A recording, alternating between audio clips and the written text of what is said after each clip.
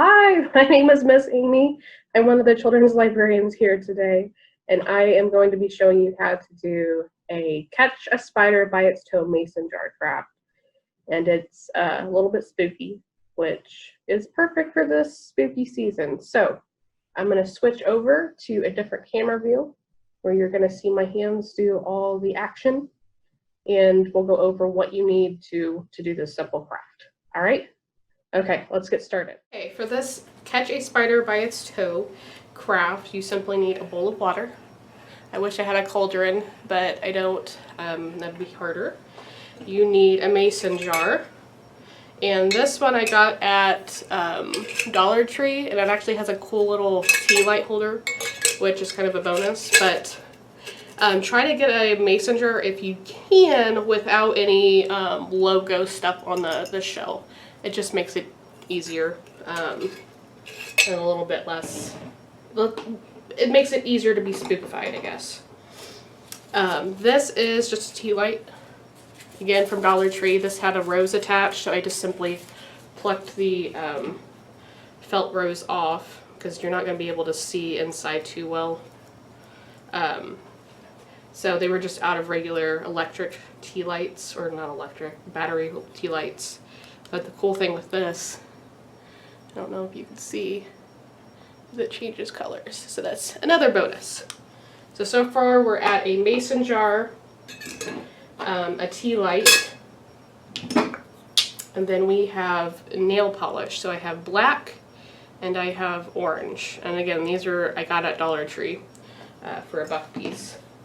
The other thing is, and I'm kind of bummed about this, I couldn't find just regular black spiders, so I got this multi-pack of, let's see, has skulls, bats, and orange spiders. So I'm going to try to make it work with what's given there. And then the last ingredient, besides this bowl of water, is spider stretch cobwebs. So at least the Dollar Tree I went to, they were out, so I had to get this at Kroger. Just FYI, maybe this has spiders in it and I didn't realize it. I don't think it does. Anyway, let's get started. So you have your bowl of water, and I'm just going to open up my fingernail polish black first, and we're going to dip it in here. Let's see, this is either going to turn out great or turn out awful.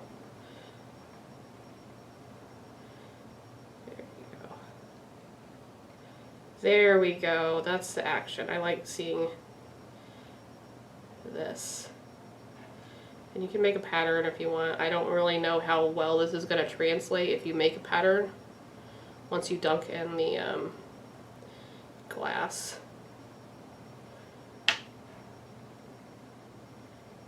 So try that, and then I'm going to do a little bit of orange now.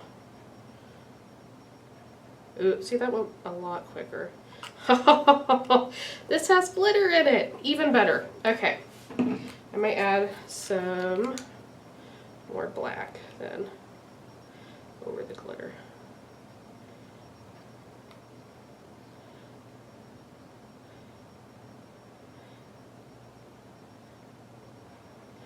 So the idea is to dunk. I don't know if there's a word for it, but I can't remember. So people do it with like sneakers. They'll have some sort of film that interacts chemically with the water, and then it'll attach itself to something. So it's kind of similar to this. So I'm going to dunk the side of it. Let's do right here. Oh, look at that. Okay, now I'm going to switch it to a different side. I'm sorry, I was not expecting this to work, and I got excited. Okay, and then there we go. And you kind of just do different areas, I guess, of the thing. So actually the pattern, I think, would work pretty well, actually.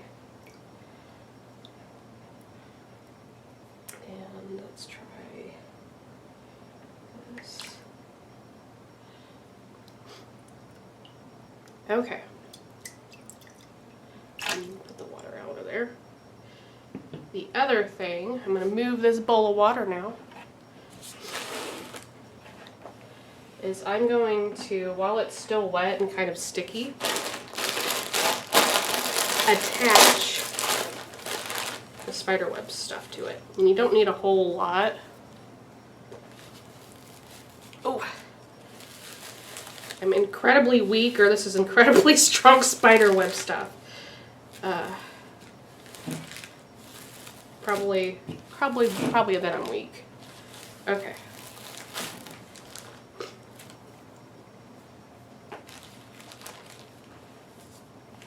So I'm going to move my jar to where you can kind of see it. And I'm not, this is no rhyme or reason, you just kind of stick it around to make it look like a gross cobweb piece of art.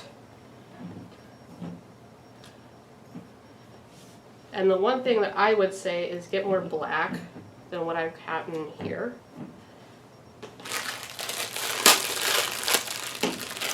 And then just so you can see, looks really gross. I wouldn't touch it if I saw this on some of these. I don't like spiders. I think they're cool from afar. And then I'm going to use the bats because I think the black works better than the orange. So I'm just going to kind of stick them in here.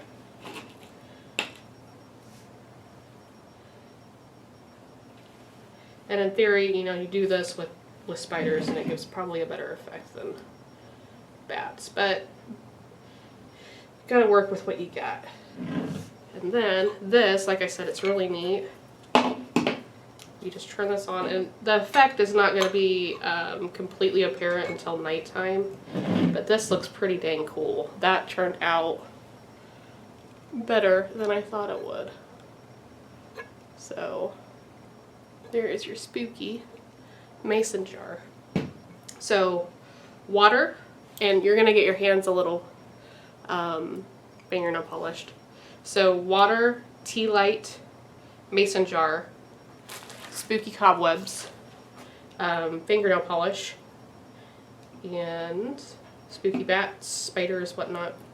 It takes 5 seconds, and this is pretty cool. I can imagine doing 5 or 6 of these if I had a porch and kind of laying them out, especially with the light changing thing.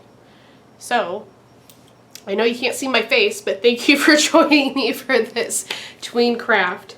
I actually had fun, and I'm amazed at the fingernail polish thing. I don't know what I was expecting, but I was not expecting it to attach itself right there like that easily. So again, I might do a pattern, like a web pattern somehow. I don't know how to do that with water, because it's, you know, water. It's very fluid, and your design doesn't really stay as easily. But there you go. So, thank you. Bye. Have a happy spooky season.